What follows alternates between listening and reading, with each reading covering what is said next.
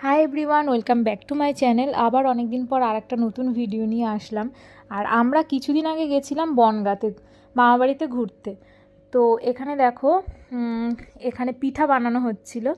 আর এই জায়গায় একটা মজার ব্যাপার হয়েছে। তো দেখো, এইটা মানে দিয়ে অয়েল ব্রাশ করতে করতে দেখছি এই জায়গাগুলো এরকম হয়ে গেছে।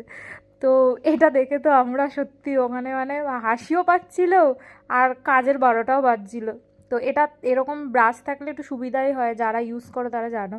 তো যাই হোক, আলটিমেট পিঠা বানানো হয়েছে। আর বোন পিঠাগুলো বানিয়েছে, আমি বানাতে পারি না, তাই ওর থেকে দাঁড়িয়ে দাঁড়িয়ে শিখছিলাম।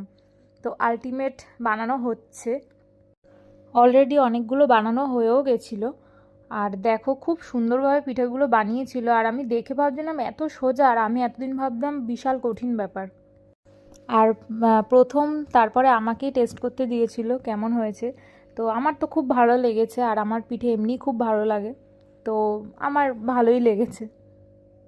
তারপর আমি ভাবলাম যে আমি একা খাবো, আর ও দাঁড়িয়ে দাঁড়িয়ে দেখবে, আর মনে মনে হয়তো উল্টোপাল্টা বলবে যে আমি দিলাম আর আমাকে একটুখানিও দিল না।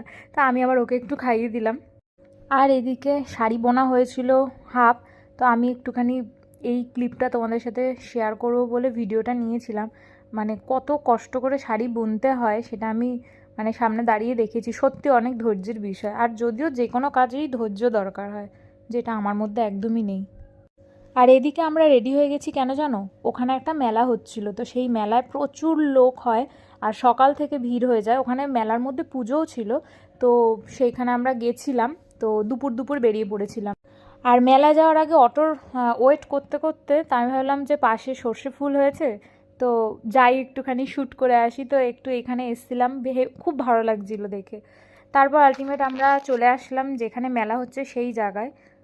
তারপর দেখো, এখানে পাপড়ি চাট নেওয়া হয়েছিল 1 প্লেট। তো বিশাল দাম ছিল, আর খেতে ভালো লাগেনি, সত্যি কথা ভালো লাগেনি। তারপর গিয়ে আমরা আইসক্রিম খেলাম, আর এই আইসক্রিমটা সেই ছিল টেস্ট। ওখান থেকে ঘুরে আসার পর পরের দিন এটা ফ্রেশ হয়ে স্নান টান করে একেবারে একটু রোদে দাঁড়িয়েছিলাম, কারণ ঠান্ডাও লাগছিল বিশাল। তারপর মামি এনে দিয়েছিল খেজুরের রস, আমি এটা খাই না, আর রাজা খায়। তো ও খাচ্ছিল খুব মজা করে, আর ওর এটা অনেক দিন ধরে ইচ্ছাও ছিল যে খেজুরের রস খাবে কবে। তো আলটিমেট ওর ইচ্ছা পূরণ হয়ে গেছে। এরপর বোন আমাদের গরম গরম কফি বানিয়ে খাওয়ায়। আর দিনের বেলা সময় কাটানোর জন্য কি করব, তো ক্রিকেটই খেলছিলাম। বল কি করছে সেটা দেখবি তো।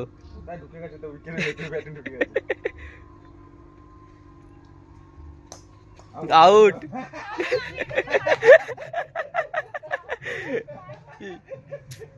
ইস, এক বলে আউট।